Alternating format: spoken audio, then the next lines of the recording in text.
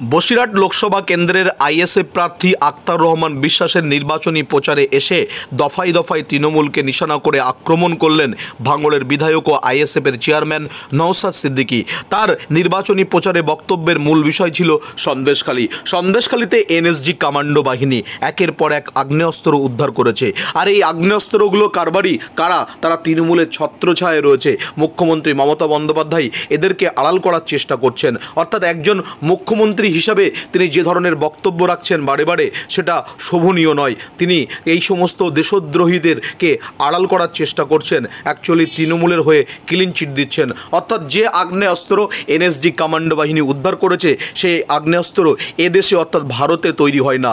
এই আগ্নেয়াস্ত্রগুলো তৈরি হয় বেলজিয়ামে। সেখান থেকে সন্দেশখালীতে এই আগ্নেয়াস্ত্র কিভাবে পৌঁছালো, শিবুপ্রসাদ হাজরা, উত্তম এবং শাহজাহানরা কাকে কাকে এই আগ্নেয়াস্ত্র দিয়েছে, সেই বিষয়গুলোকে একেবারে তদন্ত করে তার প্রক্রিয়া শুরু হোক। নির্বাচনের আগে এলাকায় শান্তি ফিরুক, এমনটি দাবি করছেন নওশাদ সিদ্দিকী।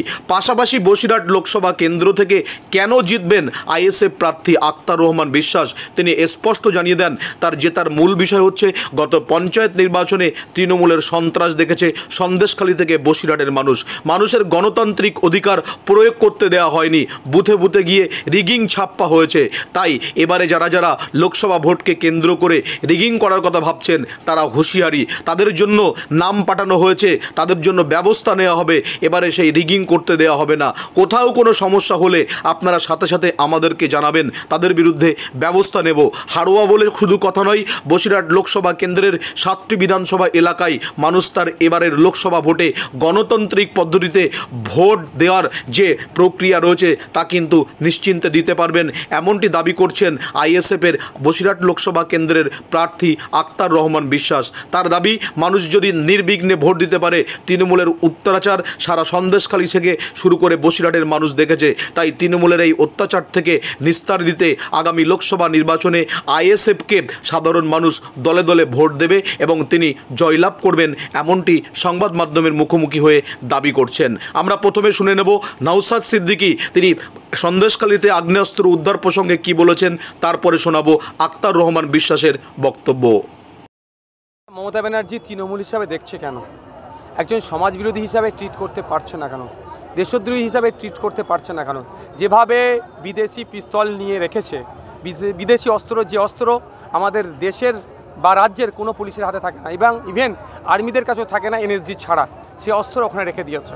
মমতা ব্যানার্জি মহাশয়া কি বলছেন একটু তিনি ভাবছেন?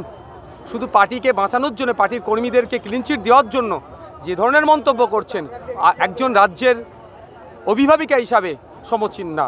এই তিনার মন্তব্যকে ধিক্কার নিন্দা জানাচ্ছি। মমতা ব্যানার্জির পুলিশেরা রাতের অন্ধকারে কিছু পুলিশকে মমতা ব্যানার্জি কাজে লাগিয়ে আমাদের বিরোধী তথা আইএসএফের কর্মীদের সাথে রান্না চালায়। গরিব মানুষ, তার চাল নাই, রান্না চালার দরজা নাই, তার বাড়ি আপনার চালের কোটোতে আপনার চুলোর মধ্যে বোমগুলি পিস্তল রেখে যেভাবে মিথ্যা করে ফাঁসাচ্ছে, সেটাও হয়তো আমাদের দেশের এজেন্সির কথা ভাবছেন। আমি ধিক্কার নিন্দা জানাচ্ছি মমতা ব্যানার্জি মহাশয়ের বক্তব্যকে। আশা করব সিবিআইয়ের পক্ষ থেকে এ বিষয়ে জোরালো সওয়াল কোর্টে করবে। বারবার যেভাবে আমাদের এজেন্সি এগুলো আমাদের এজেন্সিকে যেভাবে দোষারোপ করছে, এটা আমাদের জন্য, গণতান্ত্রিক রাষ্ট্রের জন্য এটা ক্ষতিকারক। তারপরেও বলছি, আমি আশা করি না এই ধরনের ঘটনা ঘটবে। যদি এই ধরনের ঘটনা ঘটে থাকে, সেটা তো একদম নিন্দাজনক, দুর্ভাগ্যজনকের পরেও যদি কোনো শব্দ থাকে সেটা হবে। কেন্দ্রীয় এজেন্সি এ রাজ্যে এতটা বাড়বাড়ন্ত এর আগে কখনো দেখা যায়নি। এই প্রথম মনে হয় উত্তর 24 পরগনার মানুষ এনএসজিকে দেখলো। পাশাপাশি হাসনাবাদে বিস্ফোরণ, সে নিয়ে কাল থেকে তোলপাড় চলছে, তৃণমূল দোষ চাপাচ্ছে বিজেপি করেছে। এই যে তরজা, এই প্রসঙ্গ নিয়ে কী বলতে? দেখুন, হাসনাবাদে যেটা হচ্ছে সেটাও কিছু প্রশ্ন থেকে যাচ্ছে। এখানে সিআইডি এসেছে, আমাদেরই সিআইডি এসেছে, তদন্ত করছে। আশা করবো আমাদের সিআইডির পক্ষ থেকে নিরপেক্ষতার সাথে তদন্ত হবে। যদি ওরা দোষ করে থাকে বা তারা যদি তাদের রাখা বিস্ফোরণে, তাদের তেজস্ক্রিয়তে বিস্ফোরণ ঘটে, তাহলে শাস্তি পাবে। কেউ যদি বাইরে থেকে রেখে থাকে তার সেটাও আমাদের সিআইডির প্রতি আমাদের ভরসা করব, সেটা তদন্ত করে উঠবে। তবে যে বলছেন কেন্দ্রীয় এজেন্সির তৎপরতা, এতদিন প্রয়োজন হয়নি, এতদিন বুঝতে পারেনি যে 12 বছরে বাংলাকে কীভাবে বারুদের স্তূপে পরিণত করেছে। আপনারা ভাবতে পারছেন না যে অস্ত্রগুলো আমাদের আর্মিরাও ব্যবহার করে না, আমাদের পশ্চিমবাংলা পুলিশ এবং দেশের পুলিশও ব্যবহার করে না, সেই তার থেকে অত্যাধুনিক অস্ত্র যেটা বেলজিয়ামে তৈরি হয়, কি গ্যালক 17 না কি ধরনের নাম, এই অস্ত্রগুলো আসলো কিভাবে? এগুলো ভাবার বিষয়। তবে একটা কথা বলবো, তদন্ত করে যদি ঠিকঠাক তদন্ত হয় আরও ভয়ঙ্কর রূপ হতে পারে, আরও ভয়ঙ্কর কিছু রাখতে পারে। কারণ এরা যেভাবে পঞ্চায়েত ভোটে এই শাহজাহান শেখ থেকে শুরু করে উত্তম শিবুদের গুন্ডামস্তানকে ভাঙড়ে নিয়ে গিয়ে হত্যা লীলা চালিয়েছে শওকাত মোল্লারা, আমরা ভুলে যাচ্ছি না। খালের ওপার থেকে এপারে গুলি চালিয়েছে, আমাদের কর্মী শহীদ হয়েছে, পাক মানে এমন গুলি চালিয়েছে পাকেটে বাদ দিতে হচ্ছে। এত রেঞ্জের অস্ত্র শস্ত্র তো কোথা থেকে আসে, আমাকে তখনই ভাবিয়েছিল।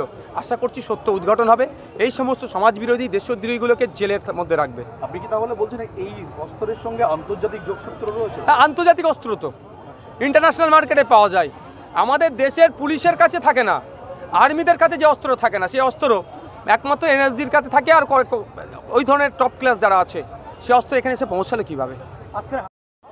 দেখুন, কেন জিতবো সেটা তো জনগণ ঠিক করবেন, এবং আমরা কেন জিতবো তার উত্তর একটাই, এই তৃণমূল এবং বিজেপি দুর্নীতি এবং সাম্প্রদায়িক এইভাবে যারা করছেন দলটা, এই বসিরহাটের বুকে একটা মানুষকেও শান্তিতে থাকতে দেননি তৃণমূল কংগ্রেস। আজকে যে মাটিতে দাঁড়িয়ে আছি হাড়োয়া, এই মাটিতে দাঁড়িয়ে তৃণমূল প্রত্যেক ইলেকশানে মানুষের গণতান্ত্রিক অধিকারকে ছিনিয়ে নিয়েছে।